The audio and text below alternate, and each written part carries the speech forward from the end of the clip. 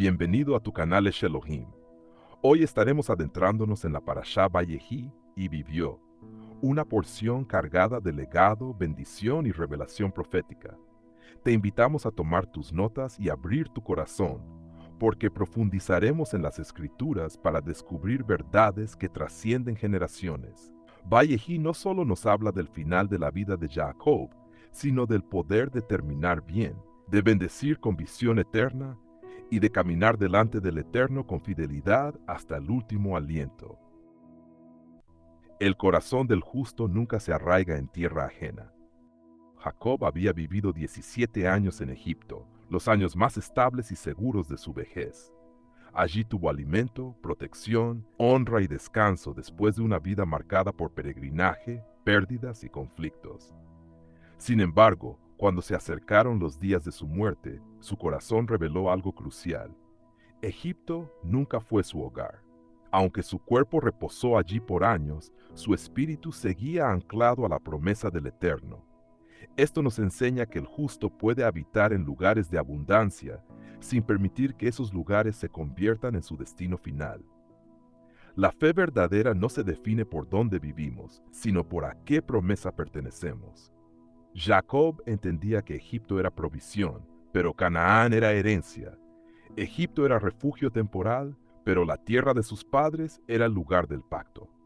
La petición de Jacob a José no fue un simple deseo emocional ni una tradición familiar, fue una confesión de fe.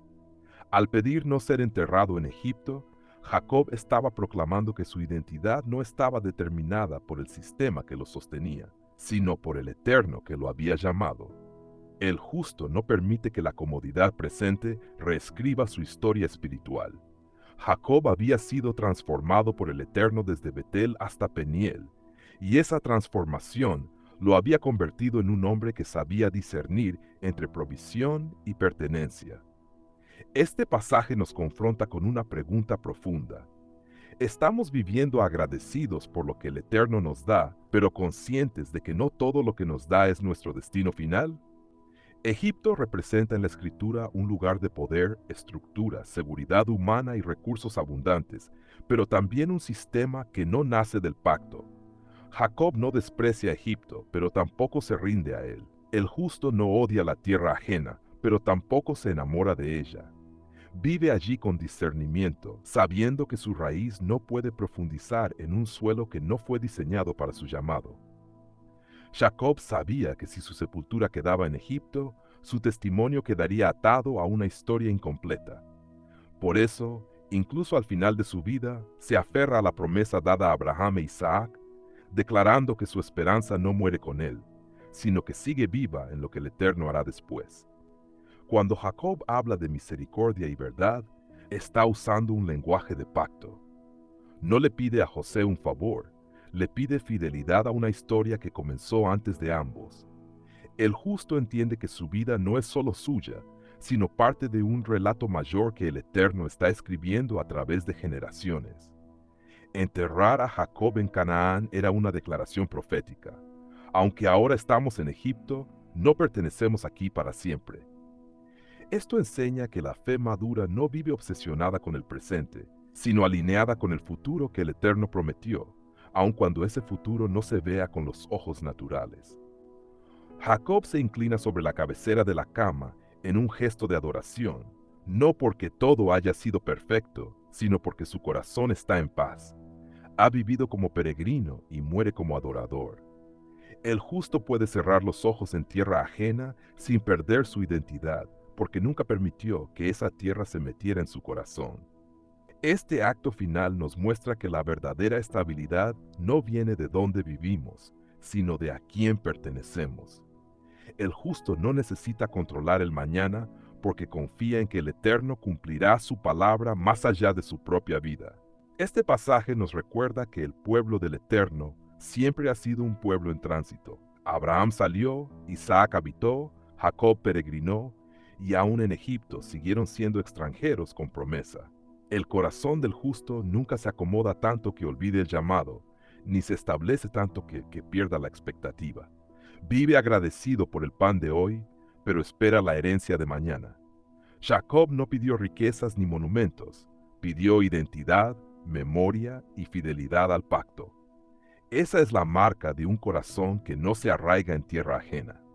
Jacob nos enseña que el final de la vida revela dónde estuvo realmente nuestro corazón. Podemos vivir años en Egipto, beneficiarnos de su estructura y descansar bajo su sombra, pero el justo nunca olvida que su historia no comenzó allí ni terminará allí. La fe verdadera sabe distinguir entre provisión temporal y propósito eterno. Este pasaje nos confronta con una espiritualidad profunda. No basta con sobrevivir bien en sistemas ajenos, es necesario morir aferrados a la promesa del Eterno. Jacob muere en paz porque nunca negoció su identidad, nunca cambió su herencia por comodidad, y nunca permitió que el presente borrara el futuro que el Eterno había declarado. Hoy el Eterno nos llama a examinar dónde está arraigado nuestro corazón. ¿Estamos viviendo agradecidos pero espiritualmente distraídos? ¿Hemos permitido que la comodidad, la estabilidad o el sistema nos hagan olvidar la promesa? El llamado es claro. Vive en la tierra que el Eterno te permita, pero no entregues tu corazón a nada que no sea parte de su pacto. Sé fiel en Egipto, pero mantén tus ojos en Canaán.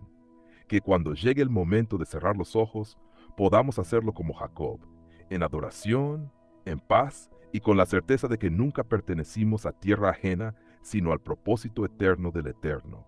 El pasaje comienza con una declaración que encierra décadas de dolor, silencio y espera. No pensaba yo ver tu rostro. Estas palabras de Israel no son una frase emocional ligera. Son la confesión de un corazón que había aprendido a vivir resignado a la pérdida. Durante años Jacob había creído que José estaba muerto, despedazado por una bestia, borrado para siempre de su historia. Había aprendido a existir con una herida abierta, con una ausencia que nunca cerró del todo. El texto no nos dice que Jacob dejó de creer en el Eterno, pero sí muestra que había dejado de esperar ciertas restauraciones. Y esto es clave. Muchas veces seguimos caminando con fe, pero sin expectativa. Seguimos orando, pero ya no creemos que ciertas cosas puedan volver a la vida. Jacob vivió 17 años en Egipto antes de este momento, y aún así, cuando llega el tiempo de bendecir, su memoria vuelve a ese punto de quiebre donde pensó que todo estaba perdido. Sin embargo, el Eterno no había terminado la historia cuando Jacob cerró ese capítulo. El gozo que ahora experimenta Israel no nace de algo pequeño, sino de la irrupción de lo imposible en la vejez, cuando ya no se espera sorpresa alguna. Este momento nos enseña que el Eterno no solo restaura lo que perdimos, sino que lo hace en tiempos donde ya habíamos aceptado no volver a verlo jamás. La sorpresa de Israel no es solo ver a José con vida, sino descubrir que el Eterno fue más allá de su petición silenciosa. Y he aquí, el Eterno me ha hecho ver también a tu descendencia. Aquí se revela una de las leyes más profundas del obrar divino. El Eterno no devuelve las cosas en la misma medida en que las perdimos. Jacob no solo recupera al hijo que creyó muerto, sino que recibe nietos, futuro, continuidad y promesa. El gozo verdadero no es solo restauración del pasado, sino revelación de que el Eterno estuvo trabajando mientras llorábamos. José no solo sobrevivió, prosperó, fue levantado, formó una familia, y todo eso ocurrió mientras Jacob vestía cilicio y guardaba luto. Esto confronta nuestra manera de interpretar el silencio del Eterno. Muchas veces creemos que la ausencia de respuesta es ausencia de acción, pero este texto demuestra lo contrario. Mientras Jacob lloraba, el Eterno estaba escribiendo una historia más grande de la que él podía imaginar. El gozo que ahora irrumpe no niega el dolor pasado, pero lo resignifica. No fue tiempo perdido, fue tiempo oculto. Ver a la descendencia de José es la evidencia de que el Eterno no solo preserva vidas, sino propósitos. El gozo que nace aquí no es euforia, es asombro reverente. El Eterno hizo más de lo que yo creí posible. Hay un detalle profundamente humano y espiritual. Los ojos de Israel estaban tan agravados por la vejez que no podía ver. Aunque su vista natural se apaga, su visión espiritual está más viva que nunca. Jacob no puede ver con claridad los rostros, pero puede discernir el obrar del Eterno. Esto nos enseña que el gozo del que habla este pasaje no depende de sentidos físicos, sino de revelación espiritual. Israel no ve bien, pero entiende bien. Reconoce que lo que está ocurriendo no es coincidencia, sino gracia. El gozo de volver a ver lo que se creía perdido no siempre llega con gritos o saltos. A veces llega con lágrimas silenciosas, abrazos largos y palabras sencillas. Jacob besa y abraza, no da discursos largos. El texto transmite intimidad, no espectáculo. Hay restauraciones que el Eterno hace en silencio, lejos del aplauso, pero profundamente transformadoras. Este gozo es maduro, no ingenuo. Jacob no olvida el pasado, pero ya no vive esclavo de él. El Eterno le permite cerrar la historia correctamente, no desde la pérdida, sino desde la plenitud. Cuando el Eterno restaura, no lo hace para borrar el dolor, sino para mostrar que nunca perdió el control del relato. El acto de bendecir a Efraín y Manasés nace de este gozo restaurador. Jacob no solo recibe, transmite. El gozo verdadero siempre se convierte en bendición hacia otros. Israel no guarda este momento para sí, lo transforma en legado. Aquí vemos que el Eterno no restaura solo para sanar individuos, sino para asegurar generaciones. Jacob había vivido con la sensación de ruptura familiar, de linaje quebrado, pero ahora el Eterno le permite afirmar continuidad. Bendecir a los nietos es declarar que la historia no terminó en tragedia. El gozo que nace de volver a ver lo que se creía perdido se convierte en una fuerza que impulsa a hablar vida sobre otros. Jacob bendice desde la experiencia, no desde la teoría. Él sabe lo que es perder y lo que es recuperar. Por eso su bendición tiene peso espiritual. Este pasaje nos enseña que cuando el Eterno restaura algo que creíamos muerto, nos llama a usar esa experiencia para fortalecer la fe de otros. El gozo no es un fin en sí mismo, es una herramienta para edificar.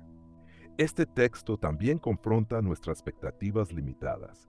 Jacob dice, "No pensaba yo ver tu rostro". Esa frase revela una teología incompleta.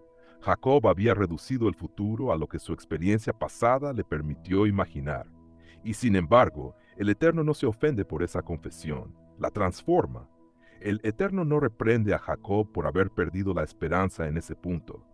Simplemente la supera con hechos. Esto nos enseña que la gracia del Eterno no depende de nuestra capacidad de imaginar el milagro. Él no restaura porque creemos perfectamente, sino porque Él es fiel.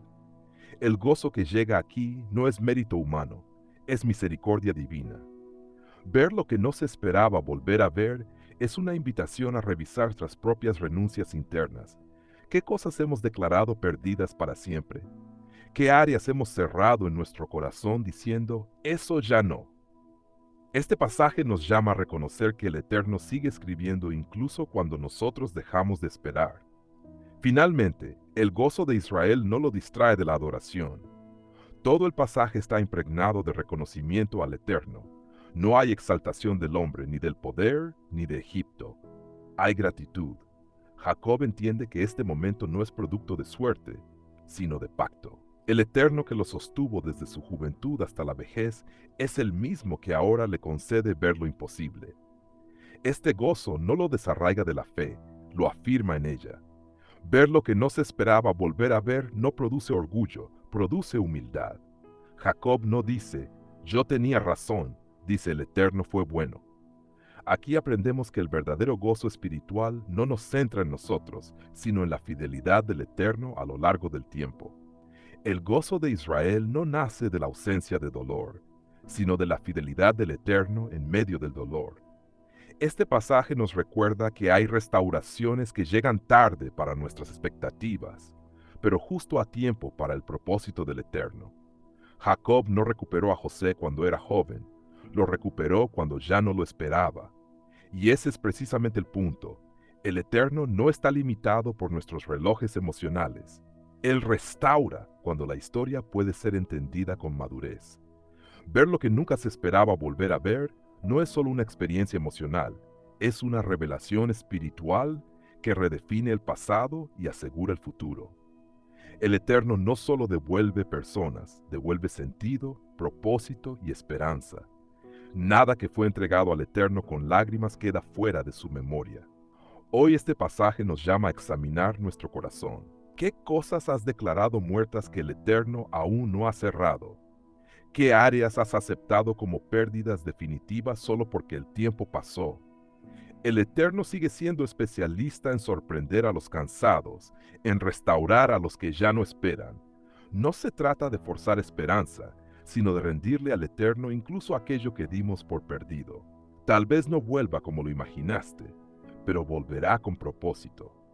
Hoy, permite que el Eterno reescriba tu historia, aun en la etapa donde pensaste que ya no habría sorpresas, porque el gozo de ver lo que nunca se esperaba volver a ver sigue siendo parte del obrar del Eterno. Cuando la voluntad del Eterno contradice nuestras expectativas, este pasaje nos coloca frente a una de las tensiones más profundas de la fe bíblica, el choque entre lo que el ser humano espera legítimamente y lo que el Eterno decide soberanamente. José no está actuando con maldad ni rebeldía. Al contrario, su reacción nace de un sentido de orden, de justicia y de tradición heredada. Manasés es el primogénito, y según la lógica humana, cultural y familiar, la diestra de la bendición debía reposar sobre su cabeza.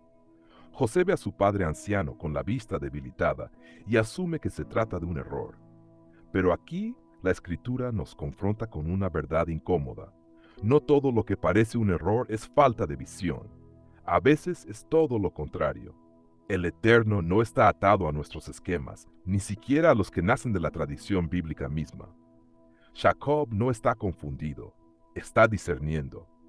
La fe madura aprende que la voluntad del Eterno no siempre confirma nuestras expectativas, aun cuando éstas parezcan correctas, piadosas o bien intencionadas. Este momento revela que el propósito eterno puede ir en dirección opuesta a lo que esperamos, y aún así seguir siendo perfectamente justo, sabio y bueno. La reacción de José es profundamente humana y pastoralmente comprensible. Él intenta corregir a su padre, toma su mano y busca reubicarla. Esto nos habla de una fe que ama, pero que todavía lucha con el misterio de la soberanía divina. José ha visto al Eterno obrar de maneras extraordinarias en su propia vida. Pero aún así, cuando ese obrar contradice el orden esperado dentro de su propia casa, surge resistencia. Aquí aprendemos que incluso los hombres más fieles pueden tropezar cuando la voluntad del Eterno no coincide con su lógica interna. El problema no es el amor de José por sus hijos, sino su suposición de que la bendición divina debe seguir un patrón predecible. Este pasaje nos enseña que la fe no se prueba solo cuando el Eterno nos saca del pozo o del calabozo, sino cuando Él decide bendecir de una manera que no entendemos. El corazón humano quiere orden, simetría, previsibilidad.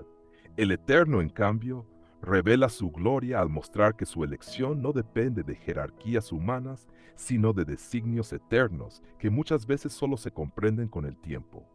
La respuesta de Jacob es una de las declaraciones más poderosas de madurez espiritual en toda la Torá. Lo sé, hijo mío, lo sé. No hay duda, no hay vacilación, no hay confusión. Jacob reconoce el argumento de José, reconoce la legitimidad de Manasés, pero afirma con claridad que el Eterno ha determinado algo distinto.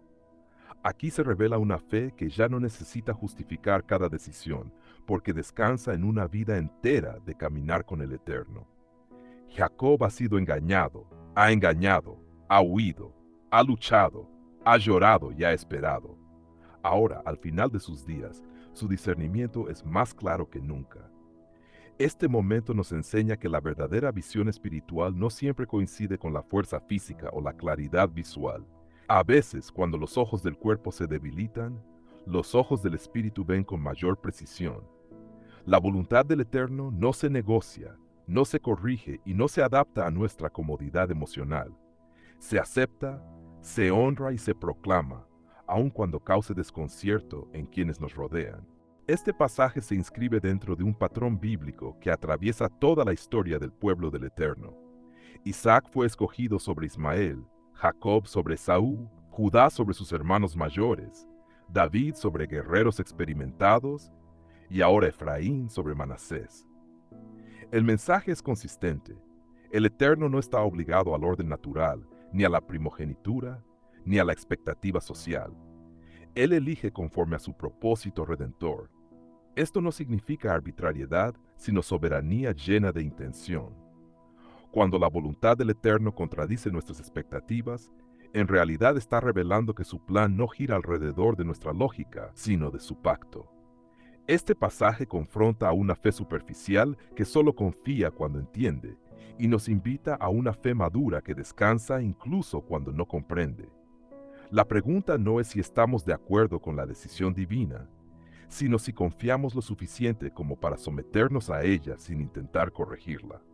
Además, el texto nos enseña que la bendición del Eterno no siempre se distribuye de la manera que imaginamos, pero siempre se distribuye con justicia. Jacob aclara que Manasés también será grande.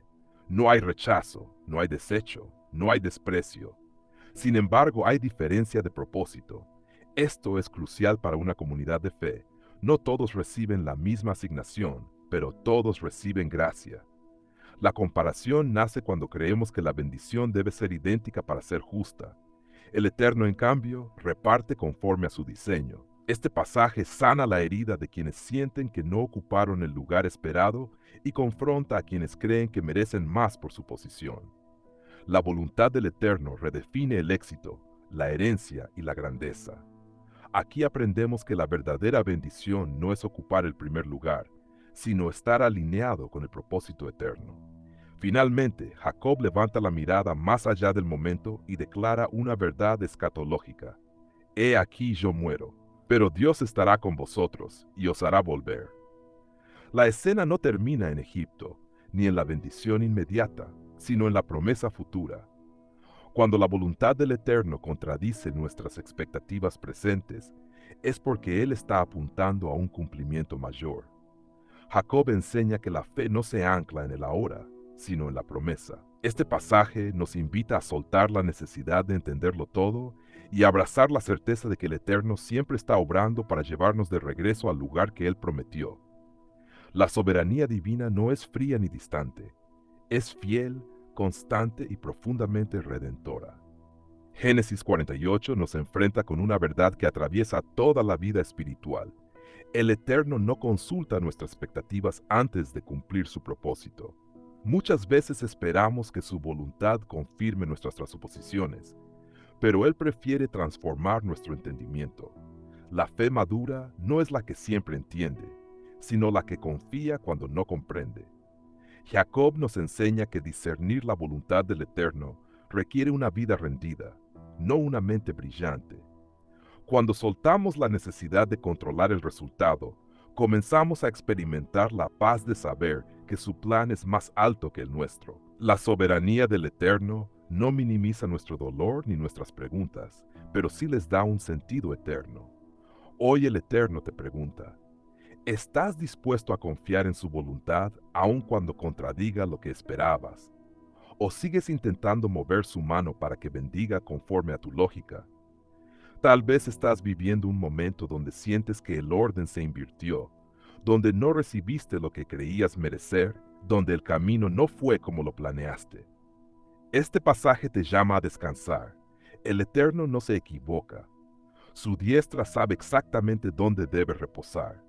Rinde tus expectativas, suelta el control y permite que su propósito se cumpla, aunque no lo entiendas hoy.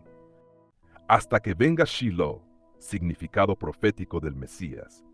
En Génesis 49:10, Jacob profetiza sobre la tribu de Judá en términos extraordinarios. No será quitado el cetro de Judá, ni el legislador de entre sus pies. Esta no es una declaración meramente tribal o política, sino una promesa eterna de autoridad legítima establecida en la línea de Judá. El cetro era el símbolo del derecho a gobernar, tanto judicial como legislativamente, sobre la nación de Israel. En la cultura del Antiguo Testamento, este símbolo no solo representaba poder humano, sino mandato divino para conducir y proteger al pueblo. Esta promesa es fundamental porque apunta hacia un gobernante que superaría a todos los reyes humanos, uno que no apenas aplique leyes humanas, sino que encarne la justicia y la verdad divina. Aunque en la historia de Israel hubo reyes en Judá, la autoridad plena y definitiva no se realiza en ningún rey humano por completo, sino en la figura mesiánica anunciada aquí, Shiloh, aquel cuyo derecho es gobernar. La palabra Shiloh ha sido motivo de diversas interpretaciones a través de la historia. En Génesis 49:10 se traduce tradicionalmente como hasta que venga Shiloh, aunque la etimología exacta es objeto de debate. Muchas traducciones y comentaristas sostienen que la expresión significa a quien pertenece el dominio, a quien pertenece el reino, o incluso el pacificador, o el que trae descanso, entendiendo que se trata de una referencia personal y no de un lugar geográfico.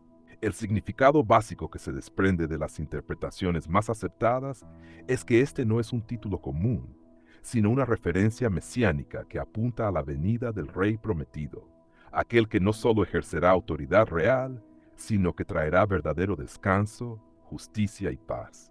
Aunque el término Shiloh como tal no aparece explícitamente en el Nuevo Testamento, el cumplimiento de esta profecía sí se entiende plenamente en la persona y obra de Yeshua Jesús.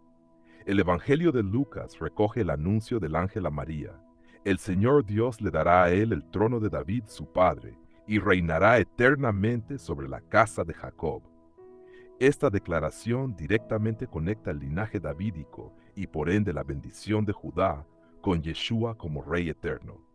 El Nuevo Testamento no menciona a Shiloh por ese nombre, pero presenta a Yeshua como el cumplimiento de la expectativa del Mesías, el Rey legítimo dado por el Eterno para gobernar con justicia sobre toda la humanidad. La obediencia de los pueblos, no solo para Israel, sino para todas las naciones. La continuación de Génesis 49:10 dice, y a él será la obediencia de los pueblos.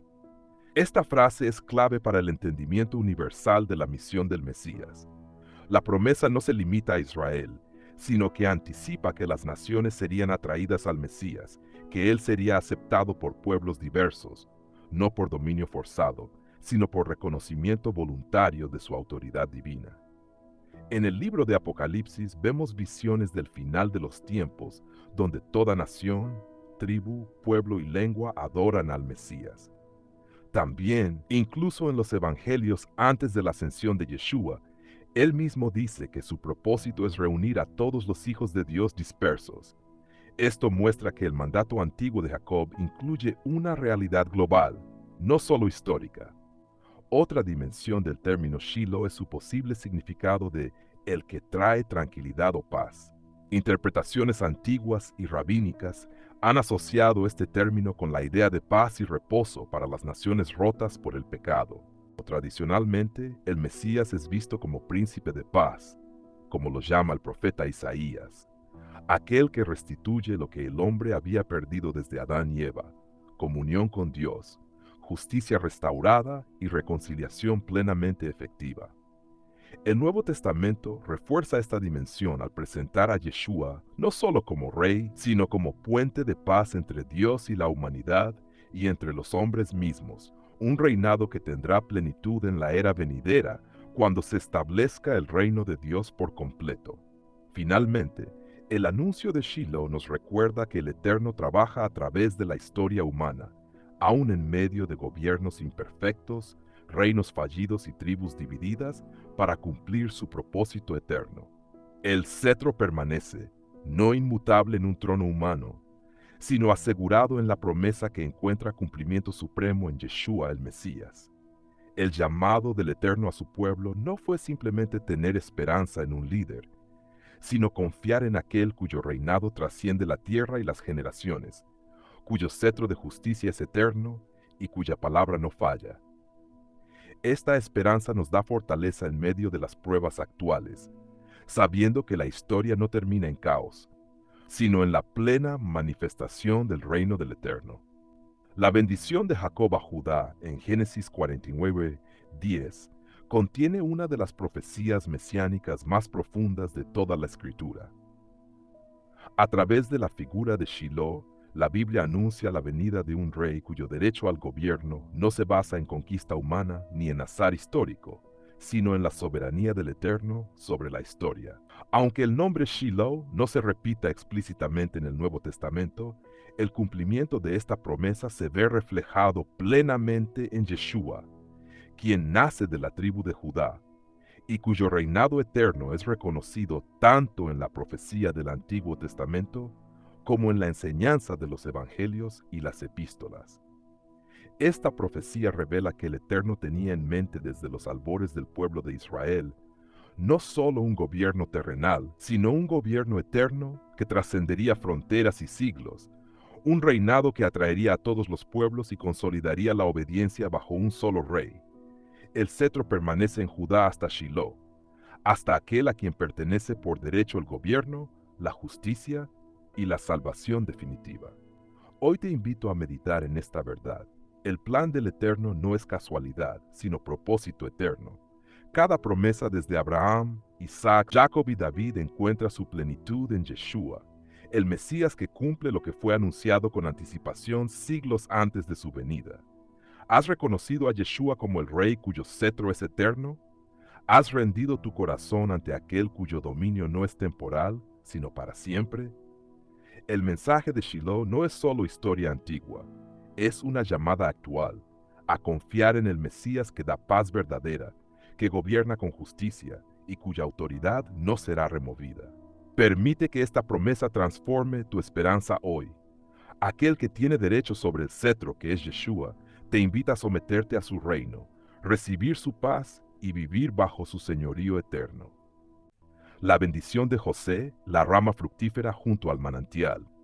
Cuando Jacob bendice a José en los últimos momentos de su vida, no está improvisando palabras emotivas, está pronunciando una declaración profética inspirada por el Eterno. Al llamarlo rama fructífera junto a una fuente, Jacob describe una vida que no depende de las circunstancias visibles, sino de una fuente invisible pero constante. José no fue fructífero porque el entorno fuera favorable. Fue fructífero porque estaba plantado junto al manantial del favor y la fidelidad del Eterno. Desde el pozo hasta el palacio, desde la traición hasta la autoridad, la vida de José demuestra que la verdadera fructificación no es ausencia de sequía, sino conexión con la fuente correcta. El texto hebreo sugiere una rama que crece con vigor y se extiende más allá de los límites naturales, incluso sobre el muro, indicando que la bendición del Eterno no se encierra, no se contiene, no se limita por barreras humanas. José floreció donde fue plantado, porque su raíz estaba profundamente anclada en la confianza en el Eterno, no en el reconocimiento humano ni en la justicia inmediata. Esta bendición nos enseña que el Eterno no busca árboles que dependan de la lluvia ocasional, sino ramas conectadas a un manantial eterno que nunca se agota. La bendición no ignora el sufrimiento de José, al contrario, lo reconoce con absoluta honestidad. Le causaron amargura, le asaetearon y le aborrecieron los arqueros. La Escritura no romantiza el dolor ni minimiza la injusticia. José fue herido por palabras, traicionado por manos cercanas y atacado por decisiones ajenas. Sin embargo, la clave del pasaje no está en la agresión, sino en la resistencia. Más su arco se mantuvo poderoso. Aquí Jacob declara que la estabilidad espiritual de José no se quebró bajo presión. El arco simboliza fuerza, tensión y propósito. Un arco útil es aquel que puede soportar tensión sin romperse. José fue tensado por la traición, por la cárcel, por el olvido, pero no perdió dirección ni fe. Esto no fue producto de carácter humano solamente, sino resultado de que los brazos de sus manos se fortalecieron por las manos del fuerte de Jacob. El texto enseña que la verdadera fortaleza no surge de la autosuficiencia, sino del acompañamiento activo del Eterno en medio del conflicto. La gracia no siempre evita la herida, pero siempre sostiene el arco para que no se quiebre. Jacob menciona al Eterno con títulos profundamente reveladores, el pastor y la roca de Israel. Estos nombres no son poéticos al azar, definen la experiencia espiritual de José. El pastor guía, corrige, protege y provee. La roca es estabilidad, refugio y fundamento inconmovible. José aprendió a caminar como oveja guiada y como hombre firme al mismo tiempo. En la casa de Potifar, en la prisión y en el gobierno de Egipto, José nunca perdió conciencia de quién lo pastoreaba ni sobre qué estaba parado. Esta bendición declara que la productividad de José no fue fruto de ambición, sino de obediencia. No fue resultado de venganza, sino de integridad. Cuando Jacob habla del Dios de tu padre, el cual te ayudará, conecta la bendición de José con una herencia espiritual que no comenzó con él. La vida fructífera no nace de la improvisación espiritual, sino de caminar en la senda abierta por los padres de fe. José no fue un accidente histórico, fue un eslabón fiel en una cadena de promesas que el Eterno estaba preservando a través de generaciones. Párrafo 4. La bendición se expande hacia todas las dimensiones de la vida. Bendiciones de los cielos de arriba, bendiciones del abismo que está abajo, bendiciones de los pechos y del vientre. Aquí Jacob proclama una bendición integral, total, completa. No se limita a lo espiritual ni se reduce a lo material. El Eterno bendice desde lo alto, dirección, favor, propósito, y desde lo profundo, sustento, estabilidad, recursos ocultos. Bendice la continuidad de la vida, la descendencia, la nutrición, el futuro. Esto es importante porque José no solo fue preservado, fue usado como instrumento de preservación para otros. El Eterno lo bendijo para que pudiera bendecir a naciones enteras en tiempo de hambre. Esta bendición revela que cuando el Eterno establece a alguien junto al manantial, no es para consumo privado, sino para impacto colectivo. La vida fructífera no es una vida cómoda, es una vida responsable. José no acumuló bendición para sí, la administró para que muchos vivieran. Esa es la marca de una bendición madura y auténtica. Jacob afirma que estas bendiciones superan a las de generaciones anteriores y alcanzan los collados eternos. Esto habla de permanencia, de legado, de trascendencia. La vida de José no terminó en su generación. Su influencia se extendió en Efraín y Manasés, en tribus, en historia, en identidad nacional. José fue el apartado de entre sus hermanos, no como castigo, sino como preparación. El aislamiento que dolió en la juventud se convirtió en plataforma de bendición en la madurez. El texto nos enseña que a veces el Eterno aparta para preservar, separa para preparar y hiere para sanar más adelante. La fructificación verdadera no es inmediata, es progresiva, profunda y duradera. José no necesitó reivindicarse, el Eterno se encargó de exaltar su cabeza. Esta bendición nos confronta con una verdad incómoda. No toda separación es rechazo, no todo silencio es abandono, no toda demora es negación. Algunas ramas crecen lejos del tronco visible, pero más cerca del manantial eterno. Finalmente, la bendición descansa sobre la cabeza de José y sobre la frente del apartado. La frente representa identidad, dirección y determinación. José fue marcado por el Eterno con una identidad que ni la esclavitud ni la prisión pudieron borrar. Su vida proclama que el Eterno no desperdicia el dolor de aquellos que permanecen fieles. La rama fructífera no presume de su fruto, simplemente da fruto porque está viva. José no habló de su pasado con amargura, sino con propósito. No se definió por lo que le hicieron, sino por lo que el Eterno estaba haciendo a través de él. Esta bendición nos invita a examinarnos. ¿De qué fuente estamos bebiendo? ¿Qué sostiene nuestro arco? ¿Qué define nuestra identidad? El Eterno sigue buscando hombres y mujeres que, aún heridos, permanezcan plantados junto al manantial, dispuestos a extender sus ramas más allá del muro para dar vida a otros. La bendición de José no es solo un recuerdo patriarcal, es un modelo espiritual vigente. Nos enseña que la verdadera prosperidad nace de la fidelidad silenciosa, que el sufrimiento no invalida la bendición y que la fructificación auténtica siempre tiene como fuente al Eterno. José no fue grande porque evitó el dolor, sino porque nunca se desconectó del manantial. En un mundo que mide el éxito por la rapidez y la comodidad, esta bendición nos recuerda que el Eterno valora la profundidad, la constancia y la obediencia. La vida fructífera no se construye en la ausencia de pruebas, sino en la presencia del pastor y la roca de Israel. El Eterno sigue levantando ramas fructíferas en medio de sequías espirituales para preservar vida donde otros solo ven hambre.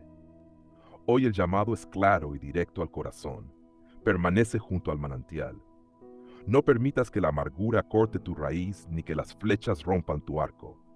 Tal vez fuiste herido, tal vez fuiste apartado, tal vez creciste lejos de reconocimiento, pero si permaneces fiel al Eterno, Él hará de tu vida una fuente para otros. Examina tu conexión, revisa tu raíz, rinde tu dolor y decide confiar. El mismo Eterno que sostuvo a José sigue fortaleciendo brazos cansados y levantando ramas que aún darán fruto. Permanece, florece y permite que otros vivan por medio de la bendición que el Eterno ha puesto sobre ti. La soberanía del Eterno en medio de la historia humana. Génesis 50 abre con una escena profundamente humana, José llorando sobre el rostro de su padre Jacob. El texto no comienza con decretos divinos ni con visiones celestiales, sino con lágrimas. Esto ya nos enseña algo esencial. La soberanía del Eterno no anula el dolor humano, ni lo espiritualiza de manera fría. José, el hombre más poderoso después de Faraón, no reprime su duelo, besa el cuerpo de su padre y honra su memoria.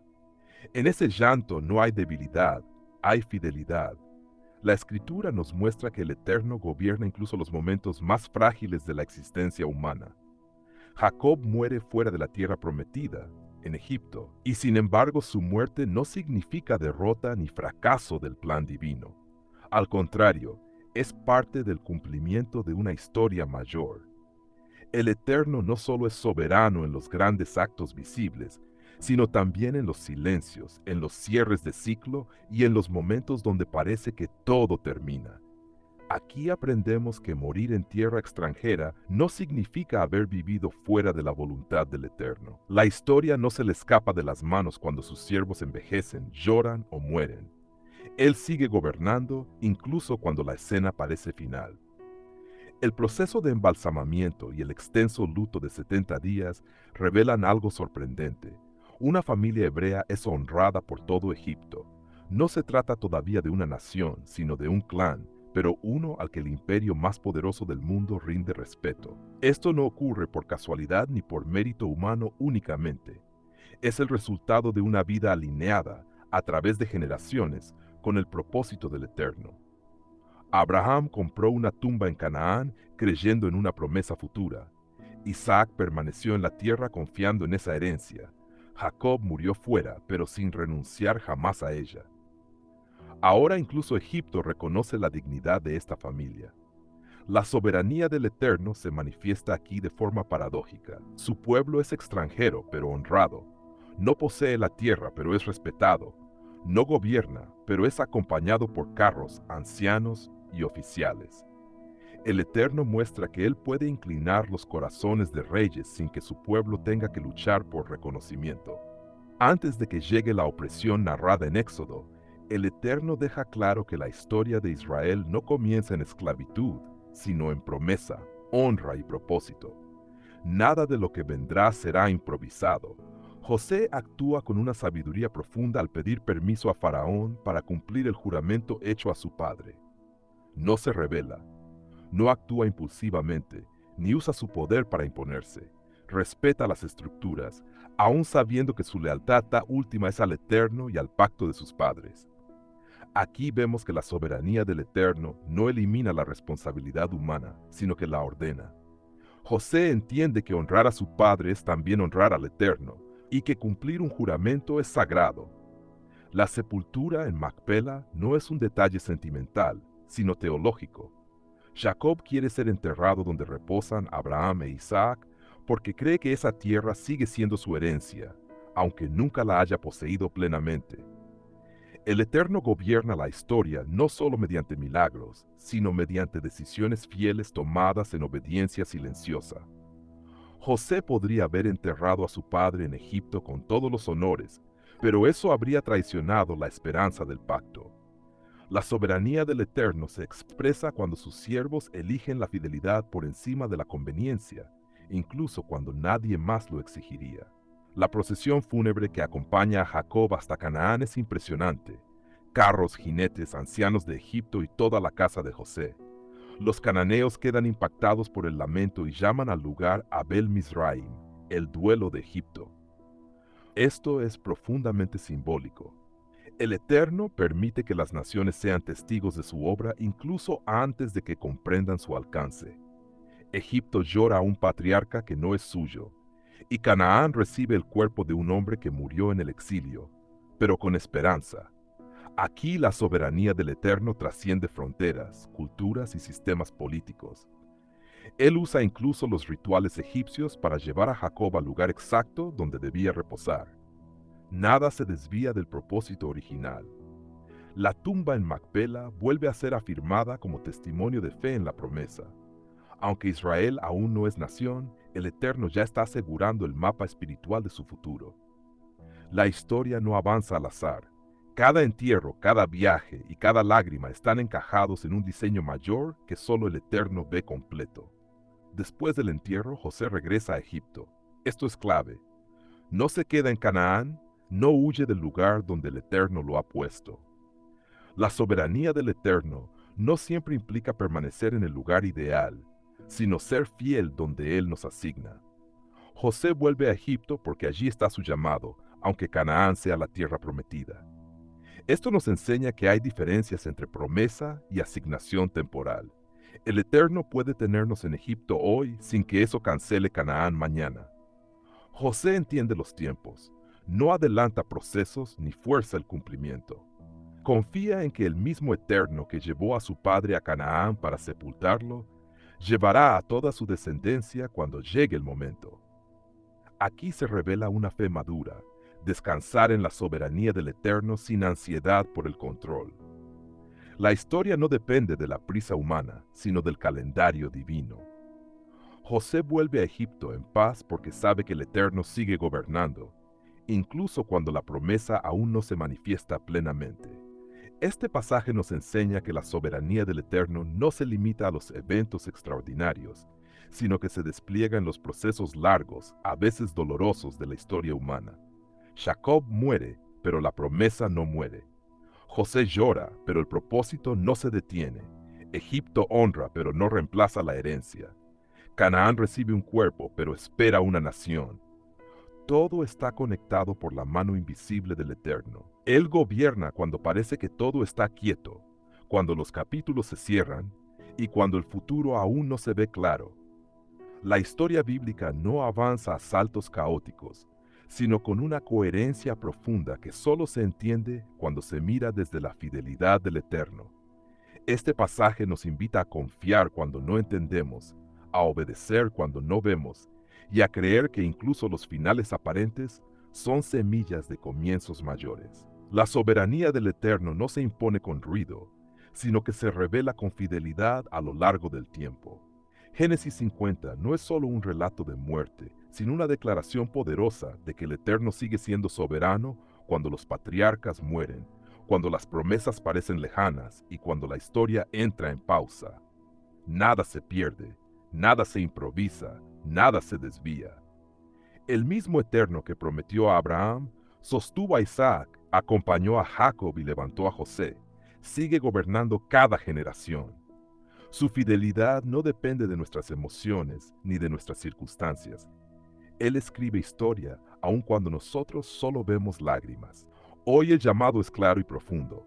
Confía en la soberanía del Eterno incluso cuando estás en medio de un cierre, una pérdida o una espera prolongada.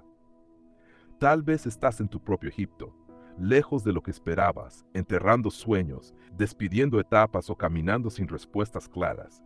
No te adelantes, no te desesperes, no abandones la fidelidad. El Eterno sigue escribiendo, aunque no veas el siguiente capítulo. Descansa en Él, honra los pactos y camina con fe, porque la historia nunca está fuera de sus manos. El legado espiritual, lo que dejamos cuando ya no estamos. Génesis 50, 21 y 6 nos muestra a José en el ocaso de su vida, pero lejos de ser un final silencioso, es una escena cargada de significado espiritual. José no está preocupado por monumentos, títulos ni memorias humanas. Su atención está puesta en lo que quedará sembrado en el corazón de su pueblo. El legado espiritual no comienza cuando cerramos los ojos por última vez, sino en la manera en que vivimos cada día delante del Eterno. José había perdonado cuando tenía razones para odiar, había sustentado cuando pudo desentenderse, y había hablado al corazón cuando otros solo habrían impuesto autoridad. Por eso, cuando llega su hora, sus palabras tienen peso, autoridad y unción. El legado verdadero no se hereda por sangre, se transmite por convicción. José entiende que su vida no fue solo para su generación, sino para las que vendrían después. Aquí aprendemos que el Eterno no mide nuestra vida por su duración, sino por su impacto. Muchos viven largos años y dejan poco. Otros viven con propósito y siguen hablando aún después de morir. José pertenece a estos últimos. Las últimas palabras de José no son instrucciones políticas ni advertencias económicas. Son una declaración de fe. El Eterno ciertamente os visitará. Esa frase se convierte en un ancla espiritual para generaciones que aún no habían nacido. El legado espiritual siempre se expresa en palabras que apuntan más allá del presente. José no promete una salida inmediata, pero sí afirma una fidelidad eterna.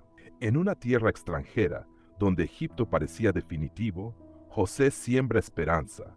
Sus palabras enseñan que el pueblo del Eterno puede vivir en sistemas ajenos sin perder su identidad.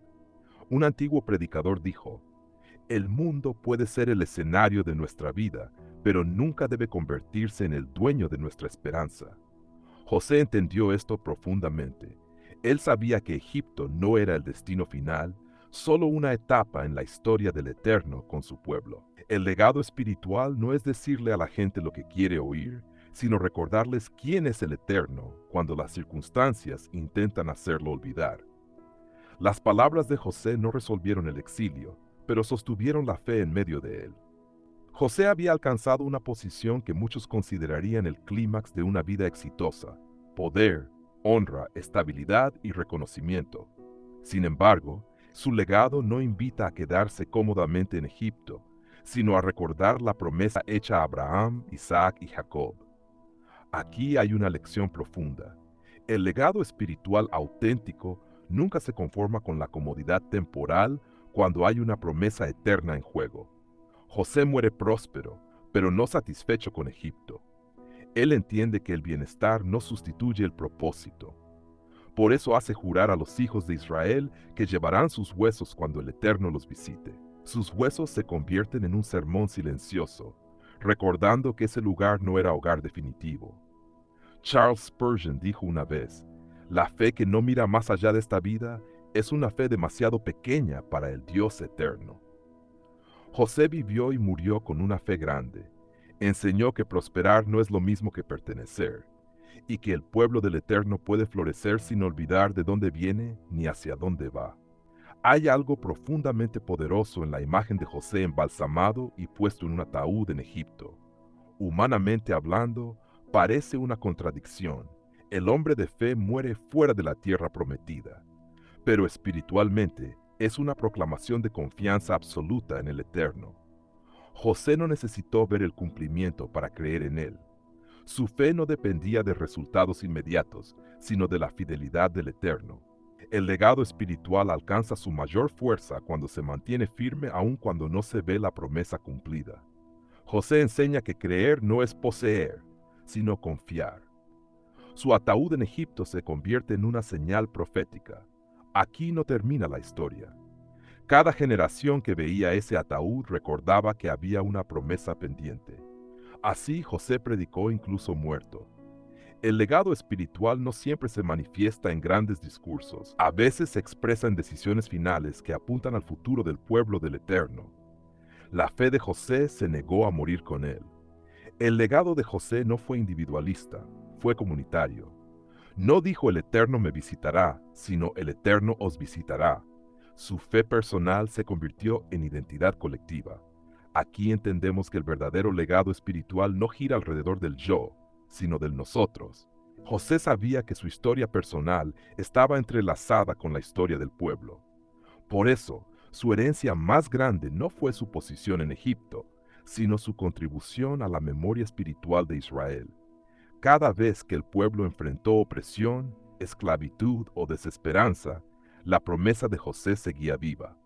El legado espiritual fortalece la identidad cuando recuerda de dónde venimos y hacia dónde nos lleva el Eterno. José no dejó instrucciones para su estatua, dejó una promesa que caminó con el pueblo durante siglos.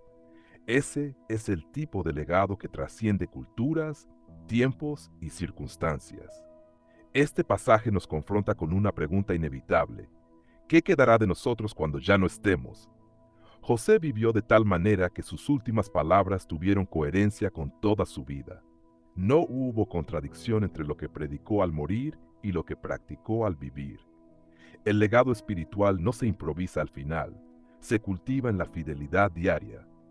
José nos enseña a vivir hoy pensando en lo que nuestras decisiones estarán diciendo mañana.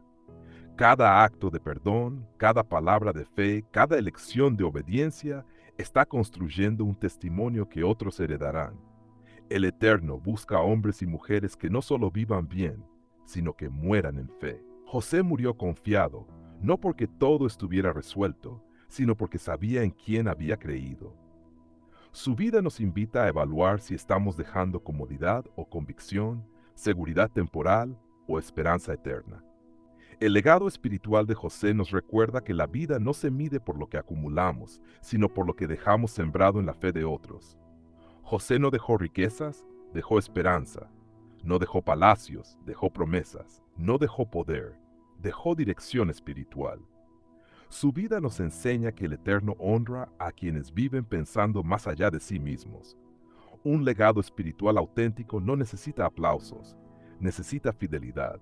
Cuando nuestras palabras finales están alineadas con la verdad del Eterno, nuestra vida continúa hablando aún después de la muerte. José murió en Egipto, pero su fe nunca se quedó allí. El Eterno sigue visitando a su pueblo porque hombres como José se atrevieron a creer sin ver. Hoy el pasaje nos pregunta directamente al corazón: ¿qué legado estamos dejando? ¿Estamos heredando a otros solo recuerdos o también fe? ¿Estamos enseñando a conformarse con Egipto o a esperar la visita del Eterno? Tal vez no veremos el cumplimiento de todo lo que creemos, pero podemos dejar una promesa viva para los que vienen detrás. Que nuestras palabras finales y nuestra vida entera apunten al Eterno y a su fidelidad. Vivamos de tal manera que, cuando ya no estemos, otros puedan decir: el Eterno ciertamente nos visitará.